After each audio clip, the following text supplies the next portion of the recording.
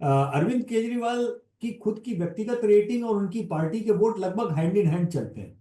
तो अगर आप मुख्यमंत्री के सवाल पे पूछें कि किसको मुख्यमंत्री देखना चाहते हैं, तो अरविंद केजरीवाल हमेशा 45% से ऊपर उनके नंबर लगातार बने हुए हैं। और दूसरे नंबर पे कोई भी व्यक्ति 15% के ऊपर नहीं जा पाता है। तो ये जो गैप है, ये जैसे राष्ट्रीय स्तर पर प्रधानमंत्री नरेंद्र मोदी के सामने एकदम वैक्यूम बड़ा सा आता है, से ठीक वैसा ही राज्य के स्तर पर अरविंद केजरीवाल के सामने वैक्यूम सा है।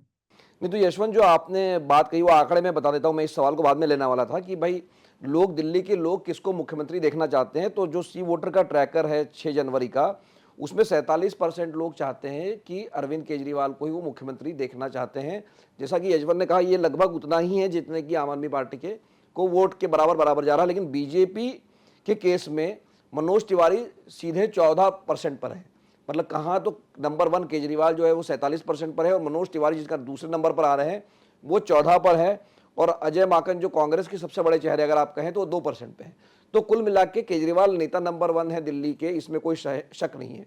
लेकिन यशवंत, जो आपने पीछे बात की थी, पिछले सवाल के जवाब में आपने जो बात कही थी कि जो 46% लोग चाहते हैं कि सरकार को बदल दे, तो वो सारे ही लोग जो है वो भारतीय जनता पार्टी के वोटर है, ये आवश्यक नहीं है।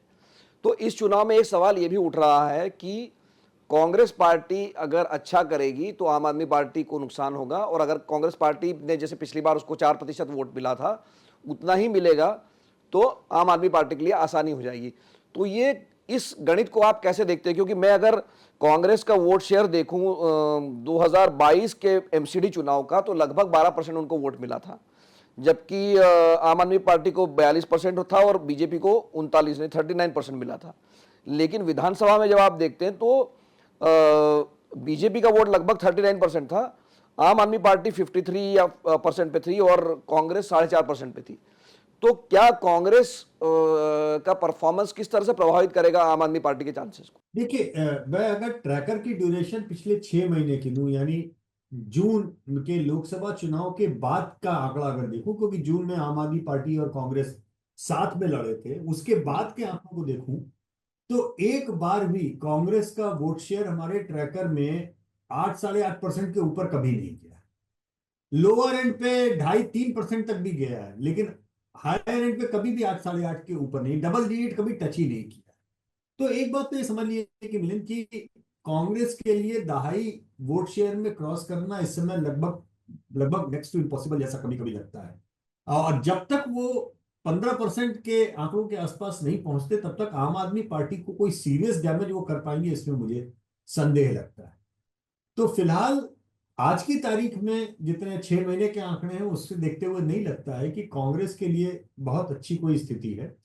और इसके लिए शायद कांग्रेस स्वयं इसलिए जिम्मेदार है, क्योंकि अजय माकन ने जिस तरीके से, जितने अग्रेशन के साथ में पिछले 4 साल में शराब वाले मामले पे, घोटाले पे आम आदमी पार्टी को घेरा था। बीजेपी दरअसल बैकफुट पे थी। आप अगर 4 साल की राजनीति दिल्ली शहर की देखें, तो एग्रेशन के मामले में आपको अजय माकन दिखाई दिए थे, लेकिन लोकसभा में साथ में जाकर के जैसे उन्होंने सारे उस एग्रेशन की हवा ही निकाल दी। और मुझे लगता है कि वो शायद टैक्टिकल मिस्टेक कांग्रेस के लिए रही एक लिहाज से, क्योंकि आम आदमी पार्टी के साथ में जाके कांग्रेस स्वयं को खड़ा नहीं कर सकती दिल्ली के अंदर। ये संभव ही नहीं है। शीला दीक्षित जी इस मामले में बिल्कुल क्लियर थी। उनका मानना बहुत साफ था कि आम आदमी पार्टी के नीचे जाए बगैर कांग्रेस रिसरेक्ट नहीं हो सकती। कांग्रेस में एक बाय द वे मिलिंद, क्योंकि बात हो रही है, ये आंकड़े वहां पे नहीं है, लेकिन फिर भी ये इंटरेस्टिंग है बताना मेरे लिए बहुत, कि दिल्ली में जब जब हम पूछते हैं मिलिंद कि दिल्ली का अब तक का सबसे बेहतरीन मुख्यमंत्री कौन रहा है, तो बहुमत शीला दीक्षित का नाम लेता है, वो अरविंद केजरीवाल का नाम नहीं लेता। अच्छा। आप ये समझिए कि शीला दीक्षित जी के नहीं होने का कांग्रेस को कितना बड़ा नुकसान है, या दूसरे शब्दों में कहें, उनके जाने का जो वैक्यूम है वो कांग्रेस बिल्कुल भर नहीं पाई। और मुझे लगता है कि शायद ये आयरॉनिक है, मतलब एक तरफ ये भी तथ्य है कि शीला दीक्षित के लिए अभी भी बहुत ज्यादा इमोशनल बॉन्डिंग दिल्ली के लोगों में है। और अरविंद केजरीवाल इस समय जो वर्तमान नेता है, उन नेताओं में सबसे